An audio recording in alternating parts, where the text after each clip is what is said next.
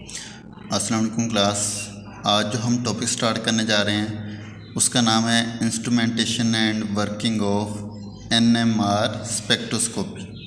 तो सबसे पहले हम इंस्ट्रूमेंट की बात कर लेते हैं। तो ये हमारे पास उसकी एक डायग्राम है जिसके अंदर हम सबसे पहले बात करेंगे सैंपल होल्डर की। तो जो सैंपल होल्डर है उसका जो साइज़ है वो 5 mm उसका साइज़ है और वो ग्लास से बनी हुई है, ग्लास ट्यूब है जिसके अंदर हम तकरीबन 0.4 ml लिक्विड जो सैंपल है उसको इसके अंदर इंजेक्ट करवा सकते हैं। उसके अलावा अगर हम लो वॉल्यूम उसका इस्तेमाल करें सैंपल का तो उसके लिए हम माइक्रो ट्यूब भी इस्तेमाल कर सकते हैं। उसके बाद इसके अंदर ये हमारे पास दो मैग्नेट आ गए। जो मैग्नेट होते हैं वो उसकी जो एक्यूरेसी होती है एनएमआर स्पेक्ट्रोस्कोपी उसके लिए बहुत ज़्यादा इम्पोर्टेंट है। इससे क्या होती है कि उनकी जो रेजोल्यूशन होती है वो इंक्रीज़ कर जाती है कि जितनी आप ज़्यादा स्ट्रेंथ की मैग्नेटिक फील्ड अप्लाई करेंगे तो उसकी जो रेजोल्यूशन होगी वो इंक्रीज़ हो जाएगी। अब जो मैग्नेट होते हैं वो 3 तरह के हम इस्तेमाल कर सकते हैं। उसमें कन्वेंशनल मैग्नेट है, वो तकरीबन 30 से लेकर 60 मेगाहर्ट्ज़ की फ्रीक्वेंसी के लिए हम उसको इस्तेमाल करते हैं।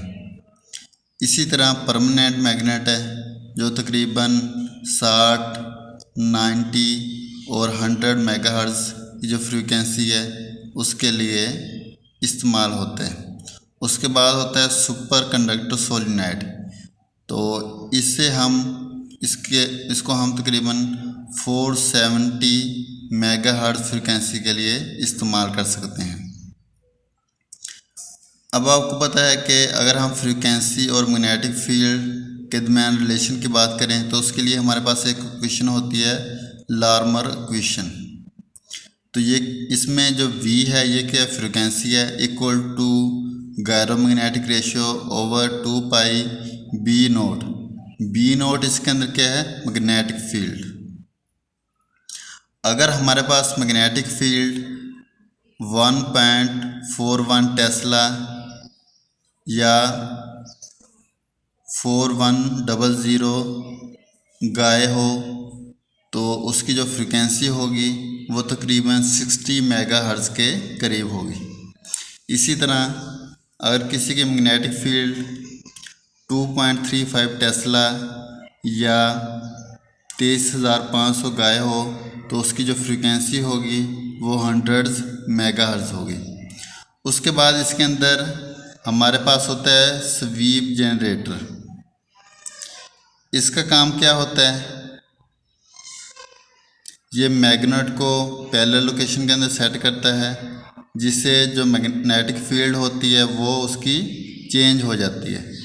ये जो हमारे पास स्वीप जनरेटर या स्वीप कॉइल इसको आप कह लें, इसका काम क्या होता है कि ये मैग्नेटिक फील्ड को सेट करता है अकॉर्डिंग टू सैंपल। जो हमारे पास सैंपल होगा उसके अकॉर्डिंग ये मैग्नेटिक फील्ड को सेट करेगा। उसके बाद होता है RF ट्रांजिस्टर। इसका मतलब क्या होता है रेडियो फ्रिक्वेंसी ट्रांजिस्टर।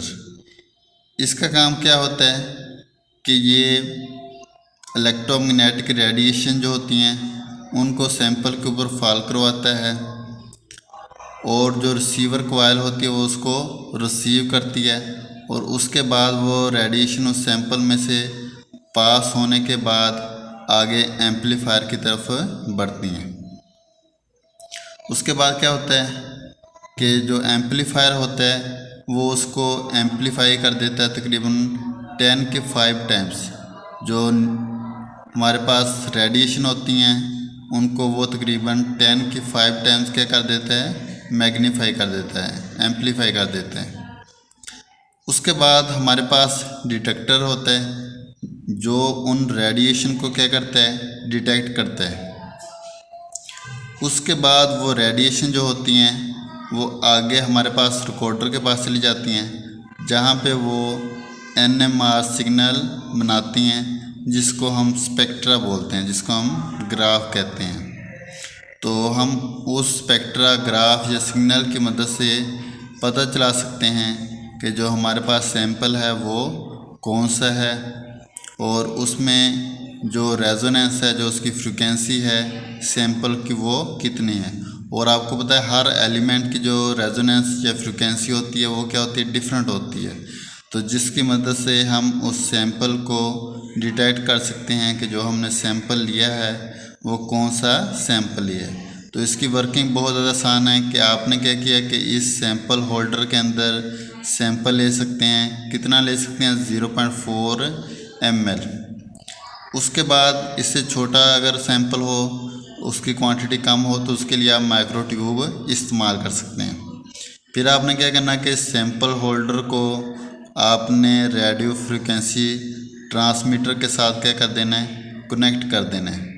और आपने इसके दोनों तरफ मैग्नेट लगा देने हैं। और ये जो इसके साथ स्वीप कॉइल लगी हुई हैं, ये मैग्नेटिक फील्ड को एडजस्ट करती हैं अकॉर्डिंग टू सैंपल रिक्वायरमेंट। उसके बाद क्या होगा कि जब रेडिएशन इस सैंपल के ऊपर फॉल करेंगी, इसमें से पास होंगी, तो वो आगे एम्पलीफायर की तरफ जाएंगी, एम्पलीफायर से वो आगे डिटेक्टर की तरफ जाएंगी, उससे आगे वो फिर रिकॉर्डर की तरफ जाएंगी। इस तरह हम उस सैंपल को ग्राफ की मदद से डिटेक्ट कर सकते हैं कि आया हमारे पास जो सैंपल है वो कौन सा सैंपल है, किस एलिमेंट का है, किस कंपाउंड का है। तो इस तरह हम उस सैंपल को इजीली आइडेंटिफाई कर सकते हैं। Thank you very much.